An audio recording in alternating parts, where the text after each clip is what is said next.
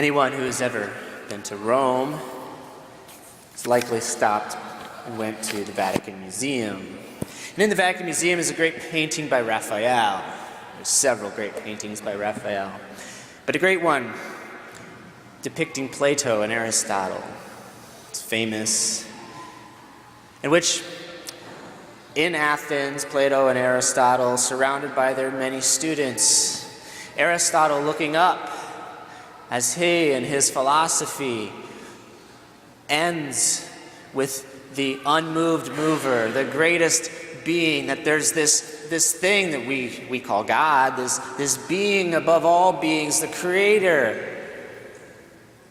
And then Plato, who's looking downward, who focuses on the forms, that we can see and understand and know ourselves, know all about the universe, about all things through the forms, and to understand things through this kind of mystery of the way things are by their essence.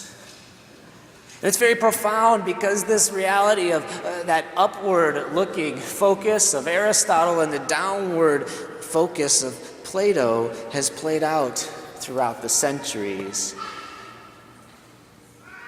And why would these two pagans, this painting of these two pagans, be on a mural in the Vatican Museum?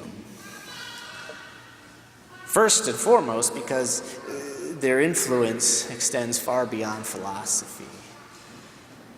It extends into theology, as indeed both have been very profound in our deepening understanding of the great gift of the faith handed on to us. But also that dichotomy. How even in our own world, to this day, people can look up and recognize the beauty and goodness of God at work in our midst. Or people can look down and focus on ourselves, focus on our achievements, and be ignorant and diminish the work of the one, the unmoved mover, the God of all things.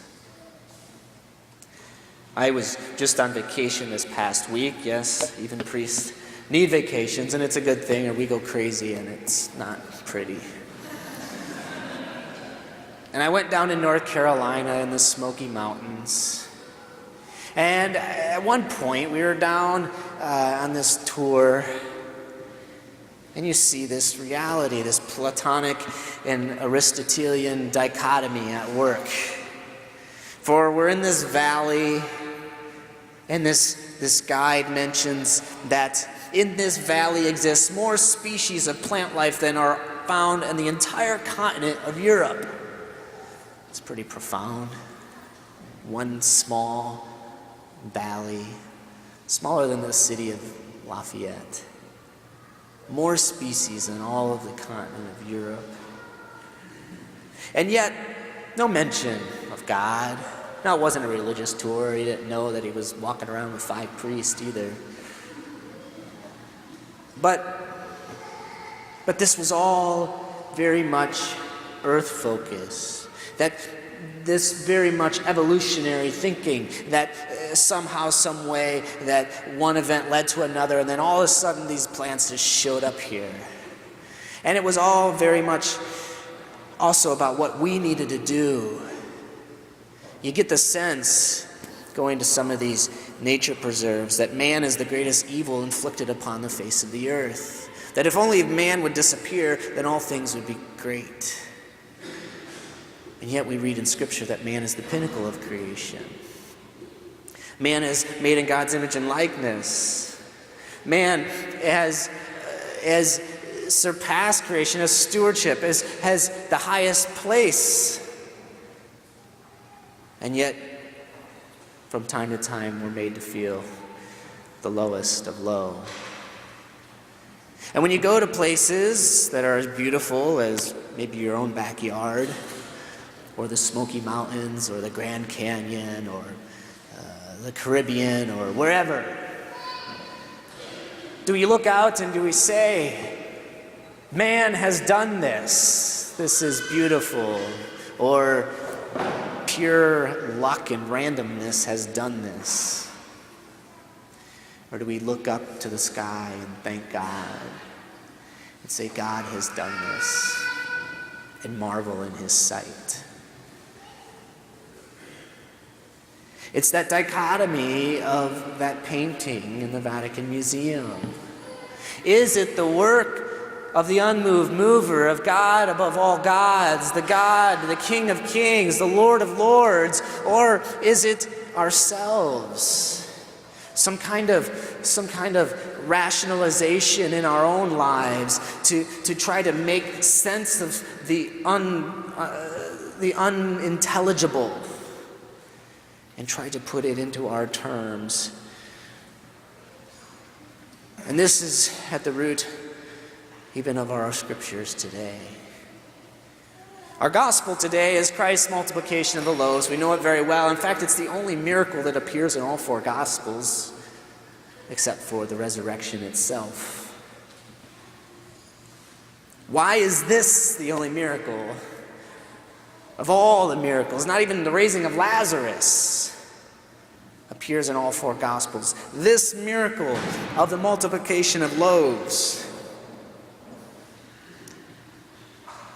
And I think it's profound, and it's teaching us a lesson to not be so full of ourselves, to look up and not be so busy looking down. Modern scripture scholars of the 19th and 20th century wanted to say that this crowd that was following Christ looking for a miracle followed him around and said, when Christ pulled together these 5 loaves and 2 fish to feed more than the 5,000, right? It says there were 5,000 men, not counting women and children. Well, let's say 4,000 of them were married and had, on average, 4 kids. That'd be at least 25,000 people with 5 loaves and 2 fish. And if of those 16,000 kids there were some teenage boys, you know there was a lot of eating going on. So, how does he do this? These modern scripture scholars look down and say, well, these people were just very selfish. They were hoarding all their stuff. They had food. They had gone on this journey. They didn't just abandon everything. They didn't trust in God, and so they hoarded all their stuff. And then when Christ took this food and he started to pass it around, they started to feel guilty. And so when they passed the baskets around, they started to add to it, to contribute, saying, well, I guess I have some bread. I guess I have some fish.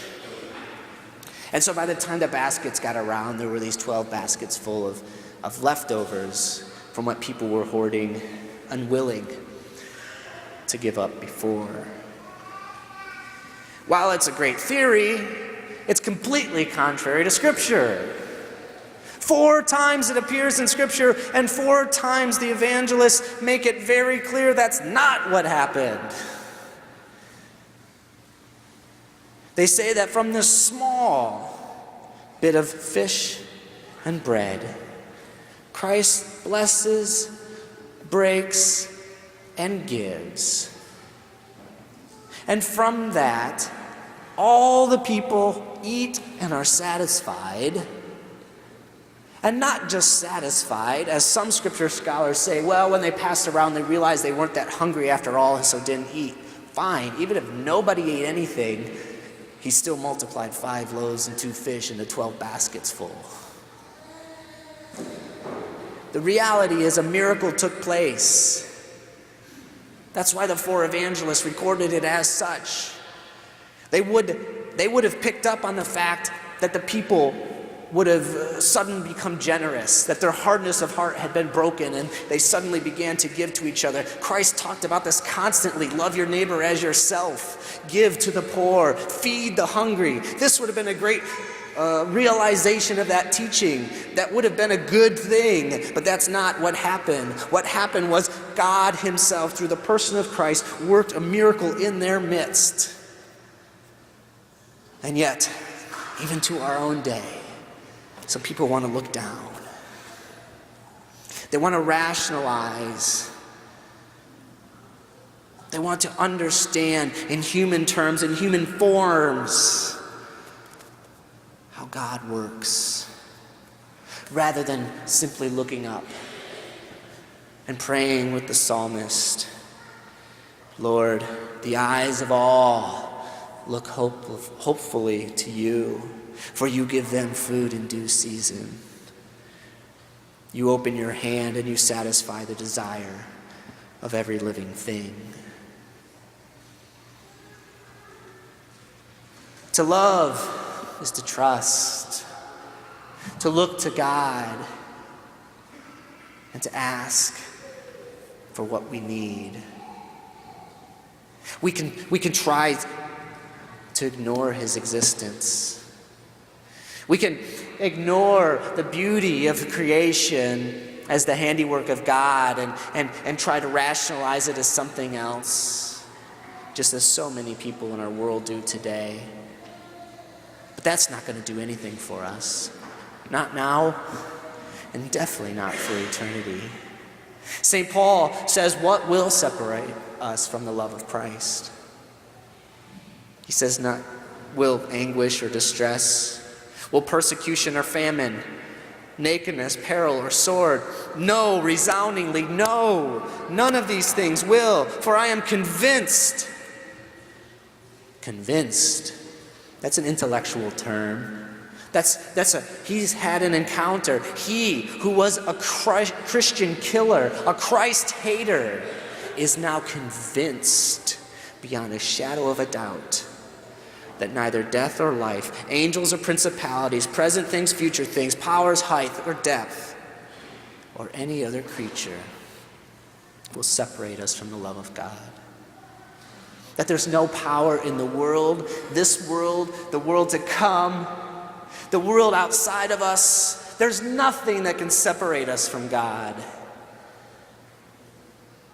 except ourselves. The only thing that prevents us from being able to see God is our inability to look up, our inability to recognize him in our midst. This is why we see this miracle 4 times in the Gospels, because it is a miracle. God works. God truly and really works in our midst. And we can miss it, we can explain it away, we can blow it off, or we can see it. And it can transform us. And it can convict us, as it did Paul. And we can put our unfailing trust in God. Paul became one of the greatest disciples, ultimately shedding his blood, not because of a theory, not because of an idea, but because he knew. He was convicted inside and out that this miracle, not just the miracle of the multiplication of loaves, but the miracle of Christ, God's love made present in the world, happened, and that he experienced it. And that miracle happens for us every single day here in the church. As Christ comes down to us on the altar in the Holy Eucharist, he comes to us in answering our prayers. He comes to us through the great gift of grace, through all the sacraments. So we ask ourselves, can we see him? Are we looking for him? Are our eyes open? Are we looking up? Aware of his presence, aware of his reality, able then to conquer everything, good, bad, and everything in between? Or are we looking down, not even giving God a chance, not even giving ourselves a chance?